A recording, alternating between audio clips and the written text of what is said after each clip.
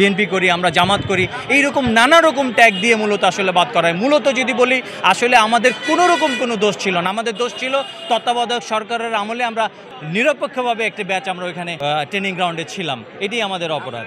আপনার সাথে আমি বিডিআরের সর্বশেষ ব্যাচ যেটি 76 ব্যাচ, যেটি ট্রেনিং গ্রাউন্ডে ছিলাম আমরা।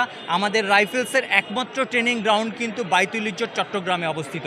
এই জায়গায় আমরা যখন ট্রেনিং গ্রাউন্ডে ছিলাম 25শে ফেব্রুয়ারির কোনো রকম কোনো আজ আমাদের ওইখানে কোনো রকম কোনো কিছুই হয় নাই। 26শে ফেব্রুয়ারি একটা বিশৃঙ্খলা ওখানে সারা বাংলাদেশে বিভিন্ন ব্যাটালিয়ন থেকে শুরু করে অনেক জায়গায় হয়, তদ্রুপ বাইতুল ইজ্জত ট্রেনিং সেন্টারেও একটা বিশৃঙ্খলা হয় যে চতুর্দিকে আর্মি ঘিরে ফেলেছে, আমাদেরকে আক্রমণ করছে, এইরকম একটা সরগোল উঠে। সেই ক্ষেত্রে আমরা বিক্ষুব্ধ অবস্থায় ট্রেনিং গ্রাউন্ড থেকে হয়তো বা লাইনে চলে যায় অনেক লোক, অনেকে দূরদূরান্ত গ্রামে চলে যায়। আমাদের সাথে একটা অত্যন্ত ম্যাজিক্যাল একটা ইস্যু যদি আপনাদেরকে বলতে চাই, আমরা যারা ট্রেনিংরত ছিলাম এই 76 ব্যাচের যারা লোক, বিভিন্ন যে আর্মি অফিসাররা যারা ছিলেন তারা ওইখান থেকে তার কাটার বেড়া পার হতে পারছিলাম না। আমরাই তাদেরকে সেফ গার্ডে ওইখান থেকে তার কাটার তাদেরকে কোমরে ধরে তাদের প্যান্ট ধরে আমরা তার কাটা পার করে দিয়েছি। এই সত্ত্বেও আমাদেরকে তারা ওখান থেকে এসে আমাদেরকে বিদ্রোহী ব্যাচ হিসেবে গণ্য করে। তৎকালীন স্বৈরাচার সরকার মূলত আসলে পরিকল্পিতভাবে আমাদেরকে এই ব্যাচটিকে বাদ দেয়। এখানে বিএনপি করি, আমরা জামাত করি, এইরকম নানা রকম ট্যাগ দিয়ে মূলত আসলে বাদ করা হয়। মূলত যদি বলি আসলে আমাদের কোনো রকম কোনো দোষ ছিল না। আমাদের দোষ ছিল তত্ত্বাবধায়ক সরকারের আমলে আমরা স্বচ্ছ এবং নিরপেক্ষভাবে একটি ব্যাচ আমরা ওইখানে ট্রেনিং গ্রাউন্ডে ছিলাম, এটাই আমাদের অপরাধ।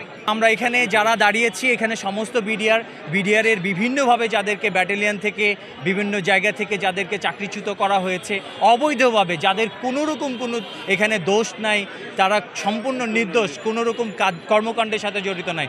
তৎকালীন স্বৈরাচার সরকার এই যে 18,000 লোককে এইভাবে বিতাড়িত করেছে, এই যারা আমার অন্যায়ভাবে যাদেরকে চাকরিচ্যুত করা হয়েছে তারা আজকে আমরা 3 দফা দাবির আদায়ের জন্য আমরা এখানে আসছি। যে আমাদের যে সকল ভাই যারা এখনও নিরপরাধভাবে জেলে আছেন এবং আমাদের যারা ক্ষতিগ্রস্ত, যাদেরকে হত্যা করা হয়েছে তাদেরকে ক্ষতিপূরণ সহকারে তাদের ফ্যামিলিকে প্রণোদনা বা অন্যান্য কিছু সুযোগ সুবিধা দেওয়ার জন্য এই বিচার ব্যবস্থাটাকে ঢেলে সাজাতে হবে। অর্থাৎ পূর্বেরটাকে সমস্ত কিছুকে বাদ দিয়ে এটাকে আবার নতুন করে সাজাতে হবে, নতুন করে আবার একটা বিচার করুক। এখানে যদি আমরা দোষী সাব্যস্ত হই তাহলে হব, কিন্তু আমরা তো দোষী না। কারা দোষ করছে সেটা স্পষ্ট।